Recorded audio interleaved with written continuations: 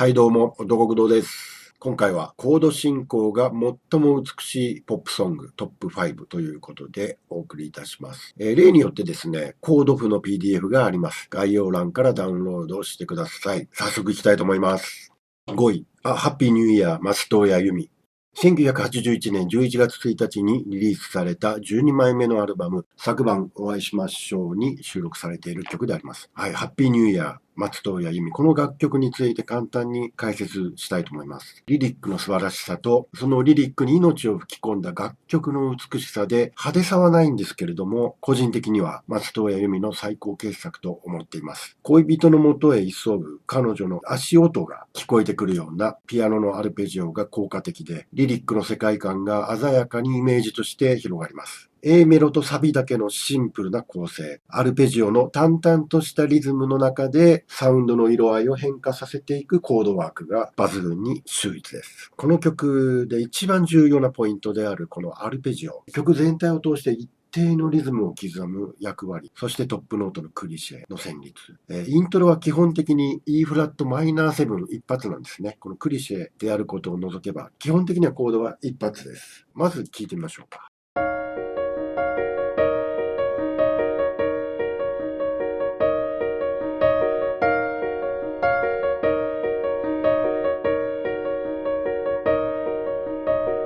で、左下に書いてあるのは、このワンコーラス目のフルリリックですね。リリック全体ですね。1番。ちょっと読んでみますね。ハッピーニューイヤー、大好きなあなたの部屋まで、コール街路樹、抜けて急ぎましょう。今年も最初に会う人があなたであるように、早く早くということで、その重要なところちょっと赤で記述してますが、抜けて急ぎましょうとか、早く早くとかですね。これ結局この歌詞の主人公は走ってるですよ。で、どんなシチュエーションかというと、ハッピーニューイヤー、新年明けたばっかりの深夜ですね、まだ。凍てつく静寂の深夜、走る自分。想像してみてください。すごい静かな中で一人で走っていると、例えば自分の息遣いだったり、自分の心臓の音、もしくは自分の足音かもしれません。いろんなものが混然一体となって、一つのリズムをずっと刻み続ける。そんなものをこのアルペジオで表現してるんですね。ちょっともう一回聞いてみてください。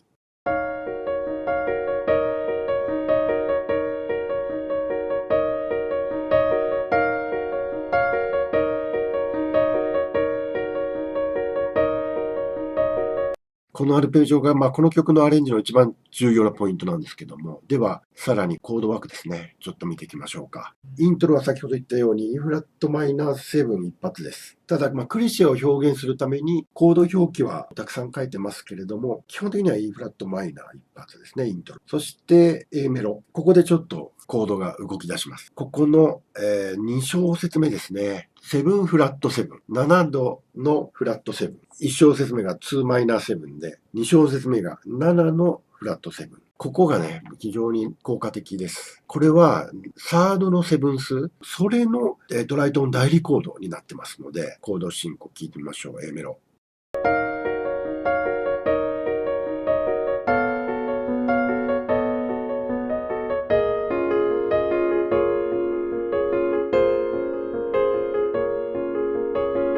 そしてサビです。サビになると一気にですね、ちょっとポジティブな雰囲気に包まれます。ですね、2回目のサビで、本当にルートコードにいきなりトニックですね、ドーンってくるんですよ。2コーラス目の後。このサビ、2回目のサビからこのトニックに行くところまでをちょっと音で聞いてみましょう。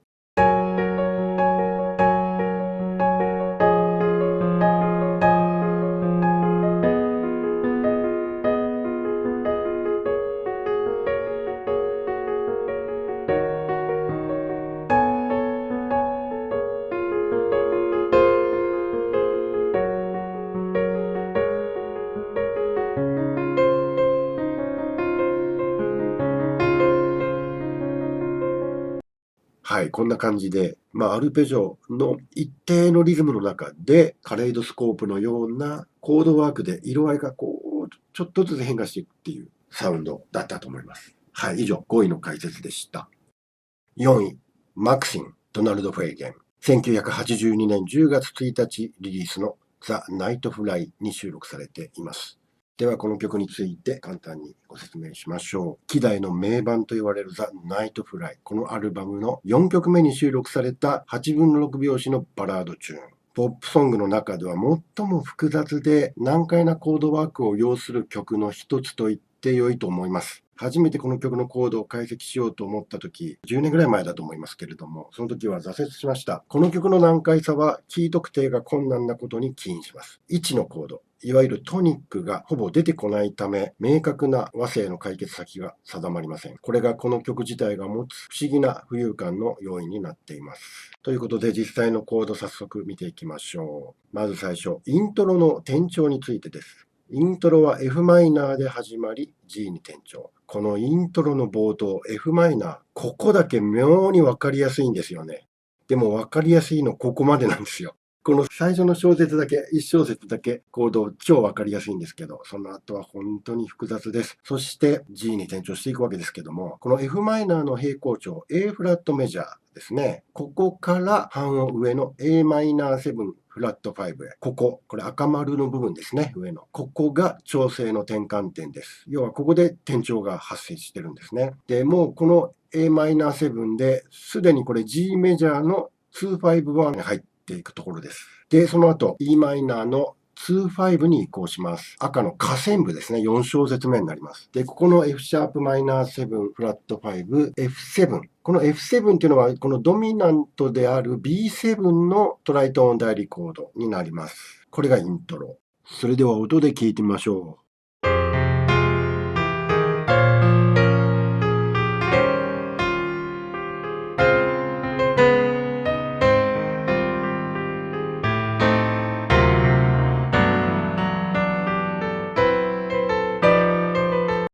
では続いて A メロ見てみたいと思いますけれども、このイントロの最後の F7、こっから E マイナーに行きたかったんですけれども、冒頭ですね、米印1番のところ、E マイナーに解決する動きを、これ擬終詞といって、ちょっと終わったふりをして終わらなかったよーんっていうやつなんですけど、これで C シャープマイナー7に行ってしまう。始まりからこうですから。で、もう終始こんな感じですよ。結局キーがわからないっていうのはマジなんですよ、本当に。で、一応ここね、キー G ってなってますけど、大体メロディーから、メロディーの構成音とか、メロディーのその行き先から大体キーを最終的に決めてます。はい。で、ここ、最初から解説していきますけど、冒頭の C シャープマイナー7は直前の F7、ドミナントトライトーン代理コードから、本来なら E マイナーに解決する動きを擬終詞で変化させたものですよと、先ほど言った通りですね。米の2番、4小節目です。で、ここ、4小節目の後半から次の段の5小節目の頭にかけての B マイナー7、アッド11ですね。で、B フラット7のプラス11で A マイナー7、11の流れは251のドミナントをトライトーン代理コードに差し替えたものですよということで、Bm7、B フラット7、Am7 っていうね、ここも一応251の形になってますよっていうところですね。そして、米印3番目。ここですね。Bm11、B フラットマイナー11、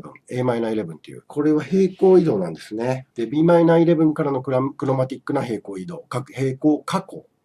降りていく。で、メロディーも合わせてこれクロマティックに加工していくのがちょっと面白いところですね。ちょっと聞きどころの一つかなという気がします。じゃあちょっと A メロを音で聞いてみましょうか。Some say that we're reckless. They say we're much too new. Tell us to stop before we begun. You've got to hold out until brand new edition. Try to hang on, Maxine.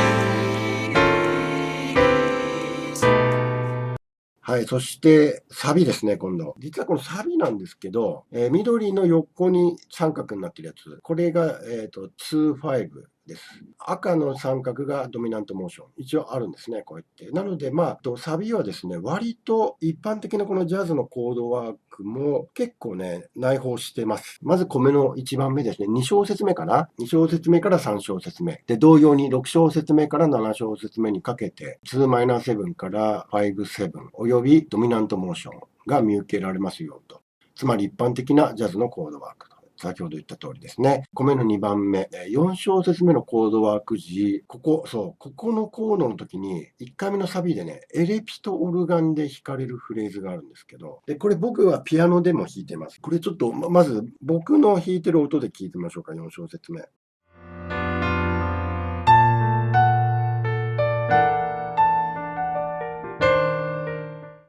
このフレーズですね、実際の音源からちょっと聞いてみましょう。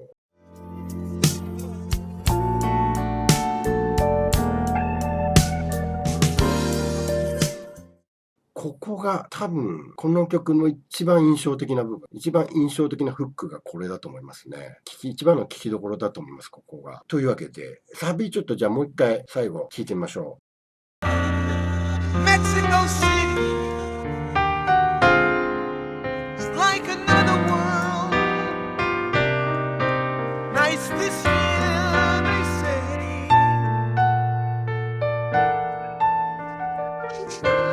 You'll be my señorita in jeans and boots. But first, let's get off this highway. Off this highway. 以上、第4位の解説でした。では3位、The Girl from Ipanema、スタン・ゲッツとジョアン・ジルベルト。1964年リリースのゲッツ・ジルベルトに収録されています。The Girl from Ipanema。今更説明不要かもしれませんが、簡単に解説したいと思います。この楽曲について、おそらく最も有名なボサノバ曲、皆さんも知っている曲だと思います。この曲は何といってもサビのコード進行につきます。このシンプルでポップなのに深遠なるコードワーク。自分が作曲した時にどうやったらこのような進行を生み出せるのかについて考察します。今回初めてゲッツ・ジルベルトのオリジナルから耳コピしてみたんですが、一般的にルフしている進行と微妙に違いました。オリジナルの方が断然良かったと思います。今回のコード譜はオリジナル版のコードを採用しております。では早速楽曲、コードの解説に行きたいと思いますが、まず A メロのコードワークですね。先ほどもちらっと言いました。一般的にルフしているコード進行と若干違うっていうところがありました。その赤い枠ですね。5小節目、5、6小節目と13、14節目の2箇所になりますが、ちなみにこの曲は本当様々なキーのバージョンがありますけども、ゲッツ・ジルベルト版は D フラットメジャーでした。で、先ほどの話にまた戻りますが、A メロの5、6小節目、ベースがしっかりとドミナントルートを弾いているため、オンコード表記にしています。G フラットオン A フラットという表記にしております。一般的にはここ、特に 5小節目は E フラットマイナー7が、2度ですね。2度のマイナー7が多いと思うんですけれども、これでは、オンコード表記。で、2つ目っていうか6小節目ですね。そこも同じく G フラットディミニッシュオン A フラットという表記にしております。これディミニッシュかどうかは微妙なところではあるんですけれども、とりあえず今回はディミニッシュで統一しました。これがA メロですね。ちょっと音で聞いてみましょうか。A メロ。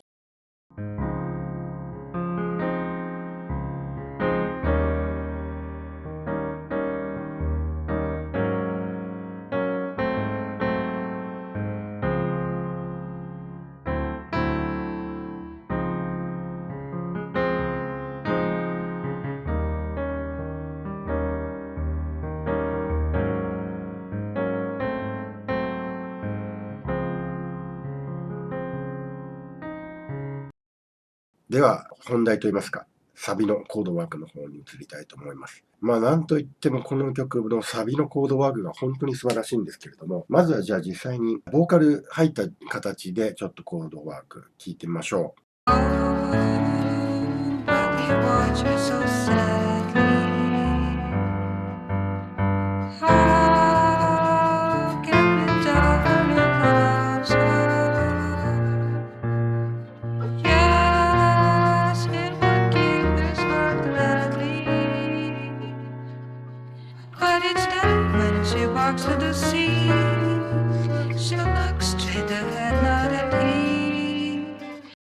ちなみにこの緑の三角が2-5の移行を示してまして、あと赤い三角はドミナントモーションがそこで発生しているよっていうマークになります。なので意外とこのコード進行も特に後半ですね。最後のところの2-5は多分皆さんも気づいてらっしゃると思いますけれども、後半は割と一般的なジャズの動きが多くなっています。ただ特に前半ですよね。なぜこんなコード進行が思いつくんだっていうところ。これ実は仮説を立てました。まずは米印1番、半和型 D メジャーセブンスからスタートする発想。これ普通に考えたらやっぱり絶対出ない発想なんですよ。ただ、わかりましたよ。これね、サビのメロディーがルートから始まると決まっていたと仮定すると D メジャーセブンスというコードは論理的に導き出すことができると。もっと言うと、このコードが第一候補になるんですね。なので、その線が一番強いかなと思ってます。で、よく考えると、イパネマの娘って何がフックになってるかというと、実はこの A メロのメロディーだと思うんですね。コードはトニックなのに、ナインスとメジャーセブンスでメロディーが構築されているっていうところ。そうすると、サビのメロディーっていうのはかなり重要な要素になってくるわけですね。なので、サビに入った時には、ルートから入ろうとメロディー。で、なおかつコードはルートじゃないコードでっていうイメージがもしあったとしたら、そうなると第一候補なんですよね。D メジャーセブンスっていうのは。あと2段目といいますか、11小節目の B7 から13小節目の F-7。ここのコードチェンジがですね、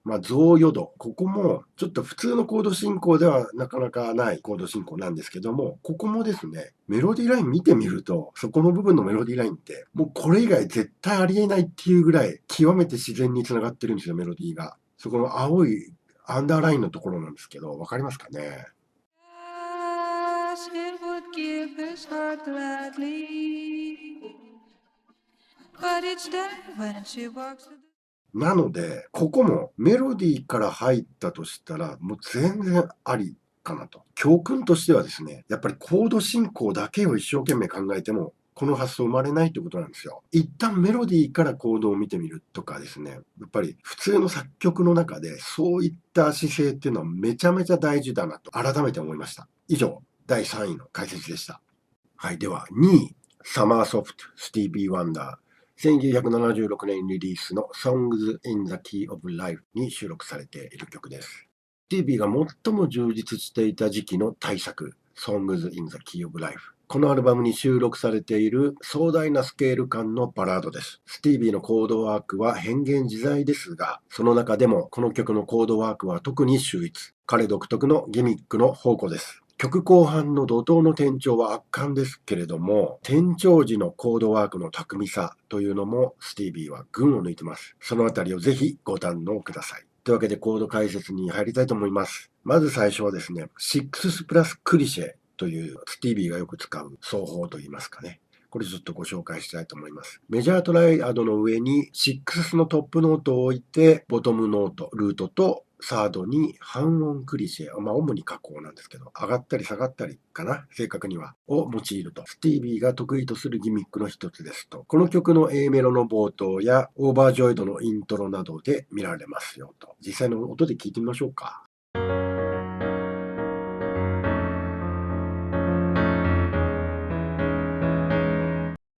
はい。そして次に B メロ解説に行きたいと思いますけれども、まず B メロの部分、ちょっとどうぞ聞いてみましょう。コード進行ですね。ピアノオンリーで聞いてみましょう。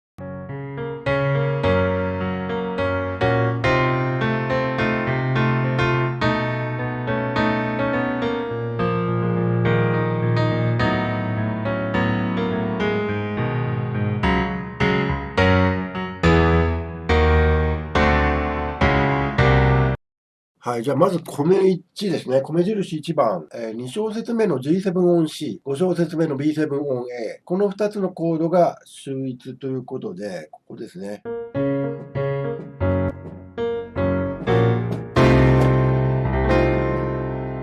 れが1つ目の赤枠。F7 音 C。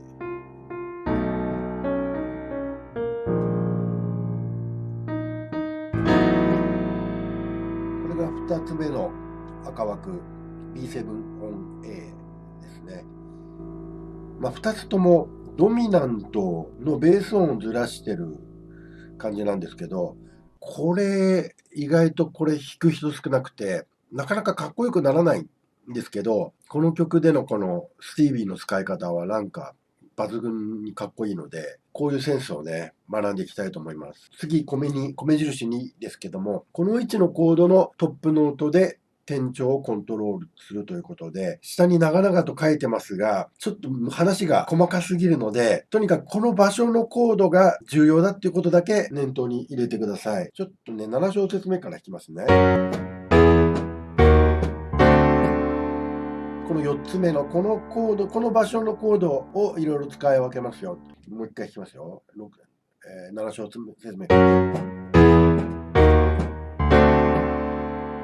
4つ目ですね、だからね。この場所にあるコードをいろいろ変化させることで転調したりしなかったりっていうことを実現してますよっていうことだけちょっと念頭に置いてください。この後の次のサビ解説でももう一回同じことを説明しますんで、とりあえず B メロ解説でした。はい、次です。はい、サビ。転調部のところですね。同じことを説明するんですけど、ちょっともう一度言い直しますね。星1のところ。繰り返しになりますが、この位置のコードのトップノートで転調をコントロールしてますよと。整理すると、現在のキーが G の場合。はい、現在のキー G です。はい。その位置のコードが B フラットマイナー7 on E フラットなら転調あり。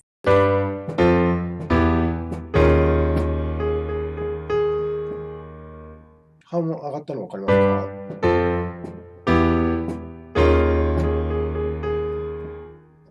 で、その位置のコードが E フラット7なら転調なし。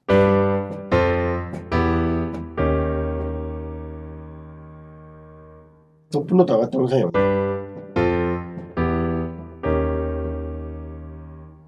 転調あ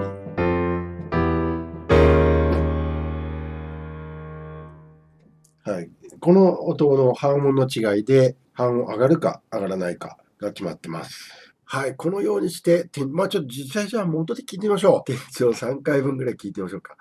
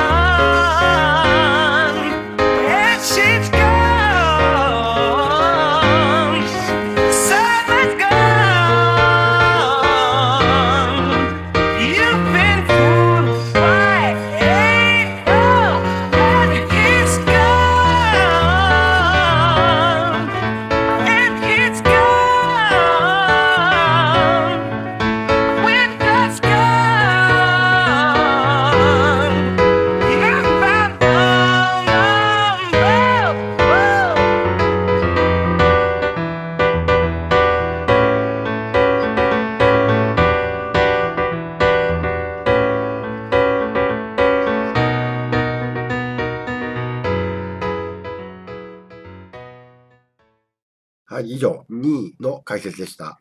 はい、いよいよ1位です。Calling You、ジェベッタ・スティール。1988年リリース。バグダッドカフェ、オリジナルモーションピクチャーサウンドトラックに収録されている曲です。この楽曲について、ちょっと説明が長くなりますけれども、ご了承ください。なぜこの曲が1位になったのか、説明させてください。映画バグダッドカフェの主題歌として、第61回アカデミー賞の歌曲賞にノミネート。それ以降、多くのミュージシャンにカバーされてきた名曲です。作曲者のボブ・テルソンは、この曲のアレンジを極限までシンプルにしました。コードは1小節に1つ。1小節あたり4つの音を8分間隔で規則正しく並べていくだけ。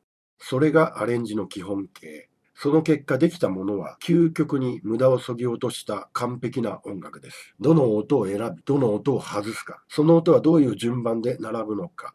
限界まで練り上げられた音楽はアレンジの範疇を超えて不可分な音の集合体となりました。この曲を初めてコピーした時の衝撃を覚えています。どんなにシンプルでも良い音楽はそこにとてつもない情報量を乗せることができることをこの曲から学びました。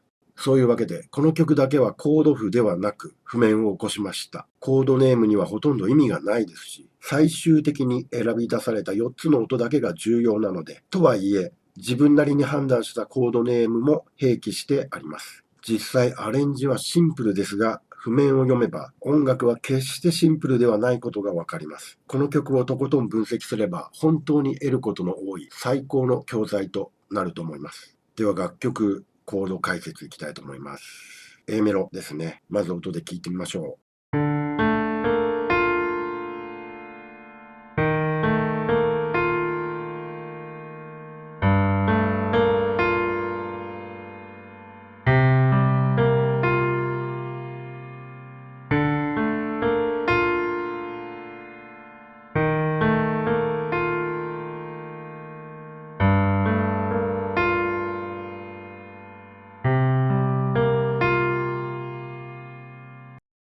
1小節目から3小節目まで。ちなみにこれ、左手1音、右手3音で弾くのがベストかと思われますので、できるだけそうしてみてはいかがでしょうか。というわけで、左手がベース音になります。で、そうしたときに、この A メロの最初の3小節、ベース音、左手だけが変化して、右手、最初の3小節ですね。右手の3は変化しない。ここにちょっと意味があると思いますね。意味を感じます。あと自分なりに、自分ならここのコードはどう解釈するかっていうのも、いろいろ思考してみるのも良いかなと思います。それでは続いてサビですね。まずは音で聞いてみましょう。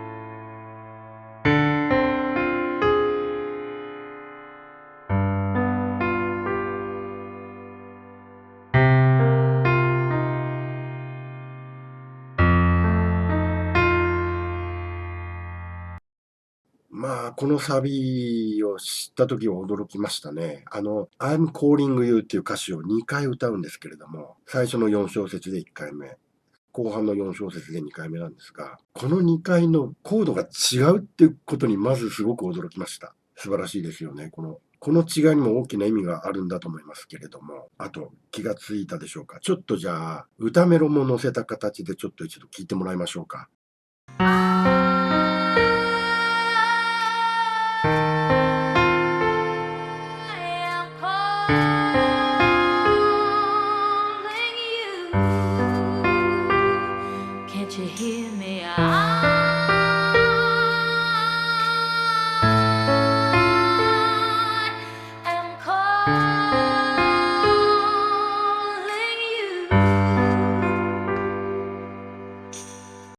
右手の最後の音、4番目の音ですね。1小節全体で言うと。そこがメロディーになってるのを気がつきましたでしょうか。メロディーと同じ音が最後、このバッキングでも鳴っていると。逆に言うと、こっからメロディーを取ってるっていう言い方もできますね。これもちょっと驚きでした。それでは最後、感想。ここもちょっと意外と重要なんで、ちょっとここも見てみましょう。まずですね、感想の入る前のコードからちょっと弾かせてください。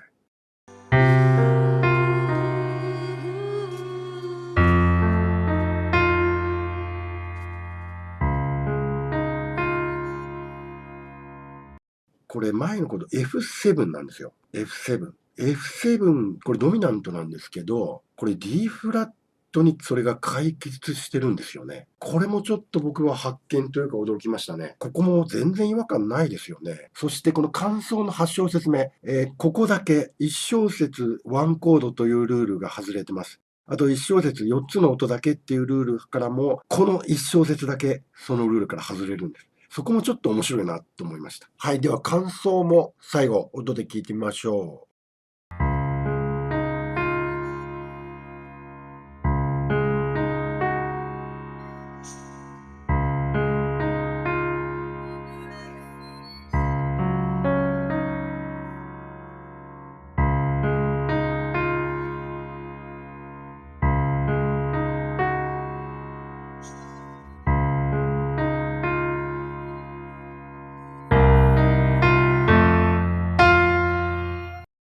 以上、1位の解説でした。いかがだったでしょうか。今回選んだ5曲の実はプレイリストを作りました。Spotify と Apple Music、それぞれ概要欄にリンク貼っておきます。皆さんにとってのコード進行が最も美しいポップソング、コメント欄でぜひ教えてください。以上、音楽堂でした。さようなら。